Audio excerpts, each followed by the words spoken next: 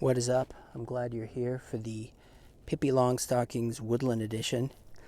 And I start today in the great outdoors. The question for you, the age-old, if a tree falls in the forest and no one's around, does it make a noise? So if you upload a video to YouTube and no one watches it, does it make an impact? And I say, sure.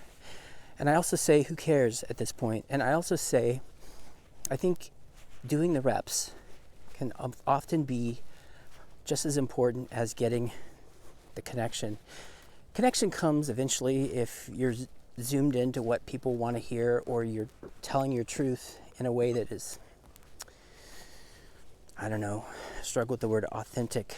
But I say, if you're toiling in secrecy, like I often am, and maybe you've got a book that you're writing, we're talking about me, and no one really has seen much outside of the first few chapters, and it's been a long time since you started, and it's not ready to show anybody, and you go a long time without any validation. How do you keep going? And I know for me, it's kind of that old filmmaking term, persistence of vision. I know this is going to be solid, at least for a core audience. I think this is going to be really, really beautiful and enjoyable for people like me. Not for everybody. It's like the old saying, I guess it's become my old saying now, and I stole it from somebody.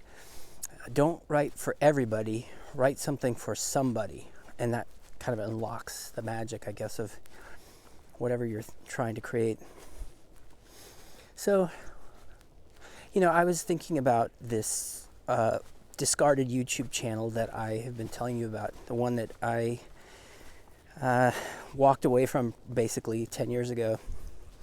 And I recently kind of turned the ignition switch back on, just baby steps, to see if I could get some interest again. And I converted some old long form videos into very short reels and started uploading them, and it's gotten thousands of new views, and it's kind of fun.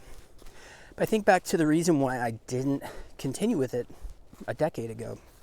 It was because I couldn't justify the time spent on all the post-production stuff and editing I was doing for these very intricate, silly little videos.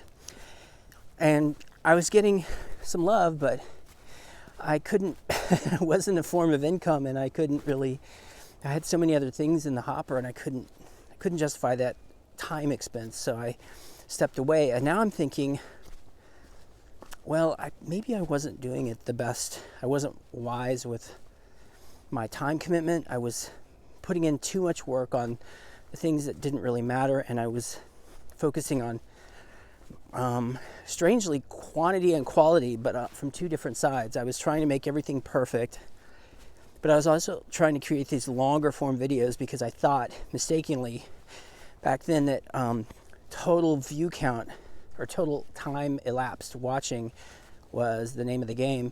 And somebody had explained to me, maybe wrongly, that you just have to have these really long form videos and people just don't click away from them, and you get all this elapsed video watching time, and your stats go up, and the algorithm pushes you out, and then blah blah blah, whatever.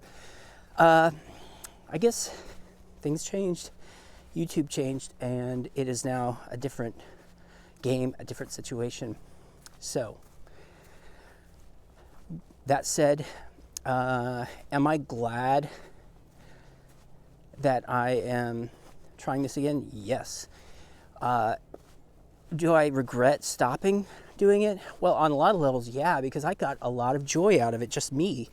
It was fun to watch these fans discover new videos and be like, oh my gosh, this is so funny, and they'd write in the comments, and they'd write to my mascot in DMs and emails and stuff, and they were really super psyched about this channel.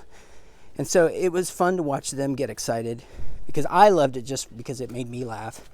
And my in real life friends got a kick out of it. So it was fun to make them laugh. it was just a nice creative outlet, and then I had to put it aside, and it grieved me because I thought, what a waste. This is so fun. And you see those channels and TV shows and YouTube channels that they kind of go away. I remember one that I was really disappointed that they kind of floated away, and I think it was called Don't Hug Me, I'm Scared. Some Brits, they were really brilliant puppetryists, whatever it is. And they made these really bizarre videos, but they'd only put out one every 6-9 months or a year. And then they kind of set it aside. And I was like, oh man, they're not making anymore. And the same thing with Venture Brothers on Adult Swim. Same thing with, there's one other that I wish they had kept going. But anyways, there's lots of shows that I wish had kind of kept going just because I needed it. And when an artist decides that they've had enough, you got to respect that. And hey, what's up, squirrels? All right, not having me. So, is it worth it to work and toil in complete anonymity? Yeah, I think it is. And if you're in that place right now, I just encourage you to keep going. Even if it's just for you right now, do the reps and be proud of what you do. And I don't want to say if it's meant to be, your channel's going to blow up. I don't know. I mean, I've tried a zillion things creatively over the years, some online, some in real life, and scripts that I took a run at that were silly and terrible ideas. And I'm kind of glad I did it because while they didn't make me any money, they did make me a better writer. And oh man, that is picturesque. So I say keep going.